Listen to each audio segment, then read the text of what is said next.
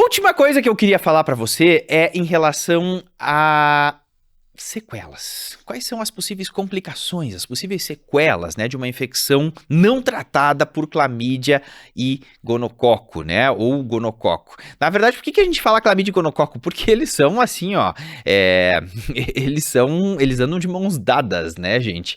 Eles são muito parceiros os dois. Então, assim, eles estão sempre juntos, os dois, a clamídia e o gonococo. Não tem por que, né, a gente tratar uma pessoa só para clamídia ou só para gonococo. A gente sempre acaba prescrevendo o tratamento para os dois, principalmente quando tem uma cervicite, né? Porque os dois estão juntos, né? Eles andam de mãos dadas. Então, quais são as sequelas que eles podem causar? Se eu tenho, então, uma infecção gonocócica, uma infecção por clamídia não tratada, isso pode evoluir para uma DIP, para uma doença inflamatória pélvica. Essa doença inflamatória pélvica, ela pode provocar uma salpingite, pode causar dor pélvica crônica, então pode ser uma causa, né, de dor pélvica crônica que essa paciente vai ter para o resto da vida. E muitas vezes essas pacientes, elas padecem, né? Elas consultam com um monte de gente e já é o quinto, sexto médico que ela tá consultando, né? E ela tem dor e aí, é normal, é assim mesmo, né? Ou às vezes confunde, deve ser uma endometriose. Gente, não, pode ser, claro que pode ser endometriose, pode ser N causas, mas assim, sempre tem que pensar em um processo infeccioso. Sabe o que a clamídia e o gonococo podem provocar? Às vezes eles geram a formação de líquido, né? De uma coleção líquida na tuba. A gente chama isso de hidrossalpinge. Hidrossalpinge é uma das grandes causas de infertilidade feminina. Então, se a paciente teve uma infecção não tratada por clamídia e gonococo, às vezes gera um processo ali na tuba que acumula líquido, né? Por sequela de clamídia e gonococo, e a gente chama isso de hidrossalpinge. Isso é um problemão, porque a hidrossalpinge, ela acaba dilatando a tuba. Parece que a tuba fica, o formato, né, parece de uma salsicha, assim, porque ela fica dilatada, cheia de líquido, e esse líquido é por processo inflamatório crônico, e isso gera uma infertilidade por fator tubário.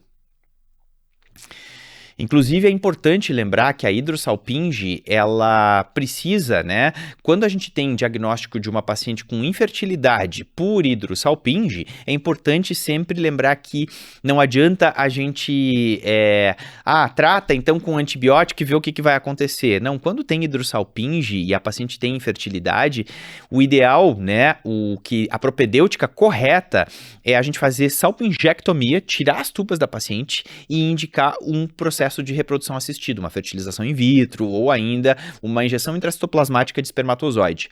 Por quê? Né? Porque quando a gente tem hidrossalpinge, tem tanto processo inflamatório aí, recruta tantas células inflamatórias, marcadores inflamatórios, que cria um ambiente no trato reprodutivo hostil, né, à ocorrência de uma gestação. Então, mesmo que você faça uma FIV, uma fertilização in vitro, né? E aí você coloca os embriões lá dentro do útero da paciente, se ela tá com uma hidrossalpinge, aquilo vai gerar um processo inflamatório, né, no trato reprodutivo, e isso vai piorar as taxas de sucesso. Isso vai impactar nas taxas de sucesso da fertilização in vitro. Ela responde muito mais, as taxas de implantação desses embriões são muito maiores quando você faz salpingectomia. Então, hidrossalpinge, infelizmente, a gente tem que tirar as tubas dessa paciente, dá um pouco de medo, né, porque parece um contrassenso, né? Não, mas se ela tá infértil, tá consultando por infertilidade, eu vou justamente sacar fora as tubas dessa paciente? Sim, você vai fazer salpingectomia porque isso melhora as taxas de sucesso da reprodução. Ela vai ter que ir para reprodução assistida de qualquer forma, se ela tem hidrossalpinge. Se você tira as tubas, você melhora muito as taxas de sucesso da reprodução assistida. Então, super importante lembrar disso. Outras sequelas, né, outras complicações possíveis de uma infecção não tratada por clamídia e gonococo, existe uma condição que são aderências ali no fígado da paciente, na cápsula de Gleason do fígado, que forma como se fosse cordas de violino, né, na cápsula de Gleason. A gente chama isso de periepatite, ou ainda chamada síndrome de Fitzhugh-Curtis. A síndrome de Fitzhugh-Curtis é uma periepatite, né? Fica como se fosse várias aderências em cordas de violino ali na cápsula de Gleason. Isso vai ser diagnosticado, né, por videolaparoscopia e às vezes as pacientes elas acabam tendo uma dor crônica ali na região do hipocôndrio. Então as pacientes se queixam, né? Poxa, tem uma dor crônica no hipocôndrio direito. Tem que lembrar que um dos possíveis diagnósticos é a síndrome de Fitzhugh-Curtis. O diagnóstico definitivo vai ser por laparoscopia, né? E é por sequela, é clamídia, é gonococo, principalmente a clamídia, né, pode dar a síndrome de Fitzhugh-Curtis. Então é uma possível sequela, uma possível complicação. E outra possível complicação, né, que a gente tem que sempre lembrar quando a paciente teve, né, uma clamídia, um gonococo, é que às vezes causa semi-obstruções tubárias e essa não obstrui completamente a tuba e a paciente consegue engravidar. De fato, o espermatozoide consegue chegar para fecundar o óvulo.